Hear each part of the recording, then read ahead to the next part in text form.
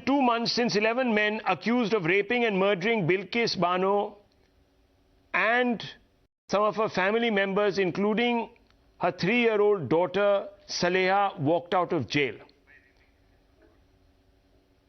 As I said, viewers, Bilkis Bano was gang raped and some of her relatives were killed.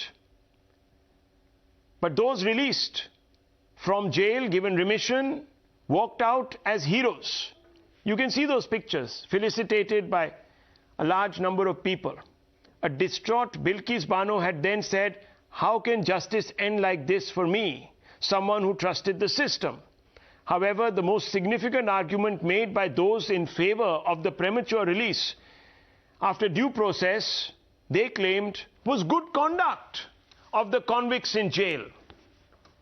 Whether it was the jail authorities, the remission panel, the Gujarat government or the centre, all contended that the behaviour of the rapist murderers had been good, and that is why they deserved to be freed. This included C.K. Rahulji, the BJP MLA, who after the remission came on record to say that the convicts were sanskari, no less. Today, Times Now has accessed documents that show that one of the 11 convicts serving life imprisonment was charged with molestation while he was out on parole in June 2020. Mitesh Chimanlal Bhatt faces an FIR for outraging the modesty of a woman, a case in which charge sheet has been filed and a trial is still underway. So viewers, how can an individual who's suspected of molesting somebody on parole have his sentence remitted on good conduct? It boggles the mind. And what could be seen as a symptom of malaise that infects our justice system, the FIR was only filed 2 years later, 2022, and in between Bhatt was allowed further parole of 281 days, almost a year, viewers, he had parole for. And the very same man who has been booked for molestation has now been released after the Jail Advisory Committee reported that his behaviour in jail had been good, viewers. Outside on parole, he allegedly molested. Inside the prison, he became a good boy. And they gave him remission. However, this is not whether the seeming travesty ends.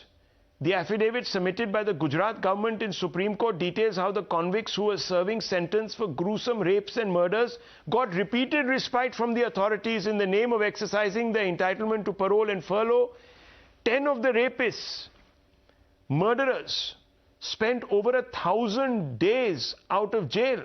That's almost 3 years of their sentence out of jail. Now this is shocking, viewers, because it's clear that the concept of rigorous imprisonment has been mocked. And the question now arises, will the Gujarat government reverse the remission? There is just a lot that is not adding up. And let me open this up. Let's ask some basic questions.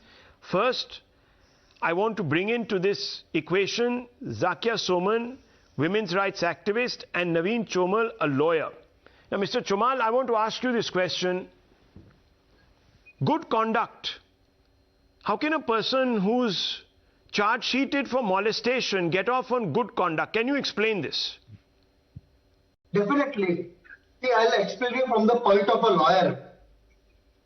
All these particular remission system and release of the prisoners after 14 years goes by a particular rule book and the days undergone by the prisoners inside the prison. So it's a very rare case that one of these persons, while on parole, was accused of molestation. Agreed.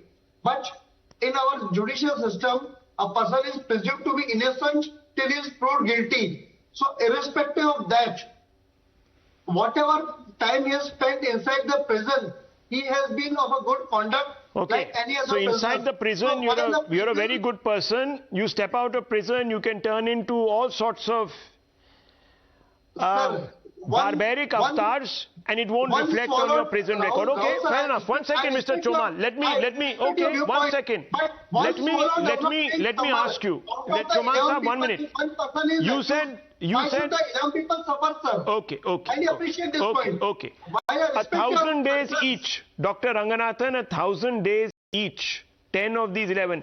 Let's for a moment forget about what the alleged molester did. Good, bad, ugly, whatever. Let's set that aside for a few moments. Mr. Chomal says, and he says, but sir, I will speak. 1 minute, let Mr. me- Chomal, now, let me- please. let me No, 1 dispel second, one Mr. notion. Chomal, 1 minute, Let me- please. let me I dispel can't have one 10, notion. no, I don't have the time to listen to your, Rahul. no, please. Sir. Mr. Chomal, I'm lowering your fader. 1, 5 seconds. 2, 5 seconds, Rahul. 3, I won't lower take the more fader. longer time. Okay. Dr. Ranganathan, I want to ask you. There are many people, many governments, many opposition governments that have tolerated some of the most heinous, have let free and let go some of the most heinous from our prisons. Sometimes even before they could be tried. But without drawing equivalences today, where do you stand on this issue? No, absolutely. I condemn this wholeheartedly, Rahul. You know, as you know, there is an adage that goes that justice must not only be done, justice must be seen to be done. And I'm afraid, as of course we have a legal luminary in our midst, and he said everything was done according to the legal procedure. But the fact of the matter is the justice being seen to be done? And as far as even the legal procedure is concerned, I have some objections because there is a clear-cut conflict of interest. Why do you have a BJP MLA sitting in the bench or the committee that is to decide on the remission? That is clearly unacceptable. Point number 2, have we reached a stage, as you very correctly pointed out? Yes, I completely condemn how tens of thousands of people attended the funeral of not only Burhan Wani, but also of Yaqub Memon. How so many tens of thousands of people welcomed the alleged rapist bishop onto the streets of Jalandhar. Yes. But 2 wrongs don't make a right. The Exactly. visuals are very disturbing of these people, even though legally they might have come out, have obtained remission, but the celebration of them coming out is really execrable, and it has to be condemned by everyone. Condemn. Now, who are the people who opposed this remission? And Zakia Soman, I want to bring you in. The SP of Mumbai Police, SP of Mumbai CBI, SP of the Mumbai Crime Branch, Special Judge of the CBI, City Civil and Sessions Court, Greater Bombay. All of them opposed this. They said, please don't do this. Do not do this. Do not allow these people out. And let me also tell you, viewers, in 2012, the Samajwadi Party poll manifesto said it will review all cases against innocent Muslim youth jailed on terror charges. Now, even before they were brought to book, convicted, etc., it was presumed that they were innocent. And you know what the BJP said? BJP condemned this. They said, do not release these people. Lakshmikant Bajpayee of the BJP doesn't benefit the cause of innocent people who have been wrongly implicated, he said. 2015 PFI cases withdrawn. Karnataka cabinet under Siddaramaiah dropped 175 cases against 1600 PFI men. C.T. Ravi of the BJP said CM disregarded the recommendation of police officers on withdrawal of cases. Siddaramaiah strengthening the Congress vote bank at the expense of security. Here, viewers, not just the police, the CBI was opposing. Zakia Soman, what do you think should happen? And why is the BJP sticking to its guns? So, I mean, there is no doubt that what has happened is beyond shocking.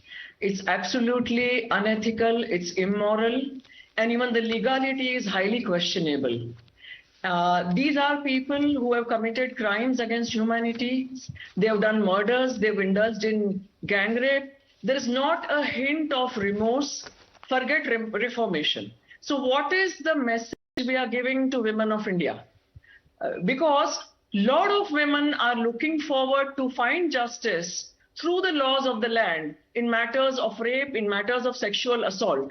And now the message is going out that the perpetrator's background, if they are powerful, if they are politically connected, if they belong to a certain caste, if they belong to a certain religion, then the woman should forget about justice. This is the message we are giving. And this happened, Rahul, very painfully. This happened on 15th August.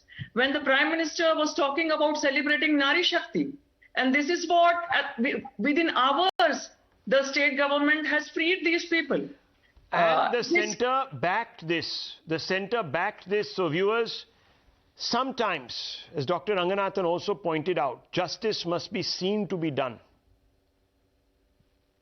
We began this show by suggesting that there is an impression that Hindus are being treated like second, third, fourth, fifth, sixth, seventh, eighth class citizens in certain aspects. Let not today people come out and say that Muslims are treated even worse, like 10th class citizens. Here, viewers, is an opportunity to go out there and tell all those people who talk about institutionalized bias against Muslims that they are wrong. Reverse this remission. It's not worth it. Optics matter. I leave it at this. The news are next.